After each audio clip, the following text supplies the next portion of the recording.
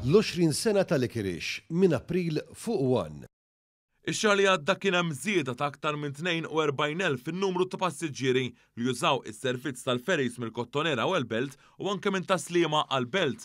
Da ħareġ minn ċifri uffiċjali ppubblikati mill-Ministru għat-Trasport, l-Infrastruttura u x-Xogħlijiet Pubbliċi Chris Bonnet fuq il-medja soċjali. Ċifri addizzjonali li għandu fideh One News juru fil-fatt fi frar li għadda aktar minn 107,000 passiġġier għamlu użu miż-żewġ traġitti.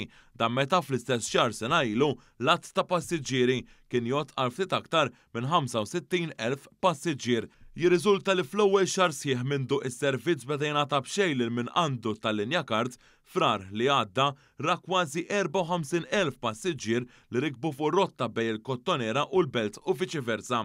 Dan filwaqt li fl-istess xahar sena qabel għaddew ftit aktar minn 30,000 passiġġier li jfisser żied aktar minn 23,000 passiġġier.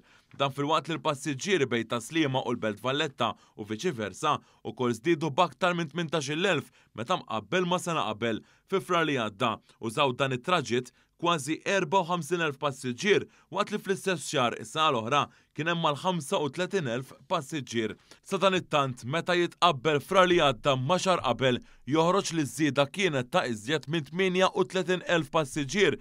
Anke kien deċiżjoni li vjaġġi jsiru b'xejn fil-portijiet ġiet attwata f'nofs l-istess l-ewwel xahar ta' din is-sena. Dwar dan One News ħar reazzjoni tal-Ministru responsabbli Chris Bonnet. Nistgħu nesploraw verament possibilitajiet ta' trasport alternattiv fil-pajjiż, jiġifieri bħalma ġie mħabbar diġà qed isiru ferry landings ġodda, jiġifieri l-idea tagħna anke fil-manifest elettorali hija li nżidu daw ir-rotot fi żmien illi ġej u naħseb wasal iż-żmien nibdew naraw ukoll il-mod kif nistgħu nivvjaġġaw b'alternattiv anke mejn Malta. Wasal iż-żmien li naraw kif daw id-dajjes sa naqduhom mat-trasport pubbliku hemm diskussjonijiet twal. Pjan li jrid isir, però ikun pjan serju u pjan li wassalna fejn irridu naslu.